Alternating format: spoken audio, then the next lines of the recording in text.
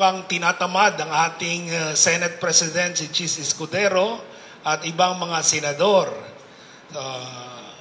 Mahirap po magtatamad-tamad. Ito po yung sin of omission. Malinaw po ang sinasabi ng saligang batas na forthwith.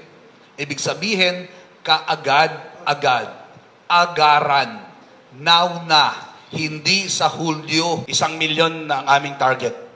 At pagkatapos nun, kung sakali, itutuloy pa rin po namin ito hanggat hindi po kikilos ang atin pong Senado. Ayokong makulong ka. Pangalawa na to. Pinangalanan ka naman nila. Yung sing-sing to, nabigay mo pero gawin ng taong bayan. No, I will become the next president. I've been promised a pledge of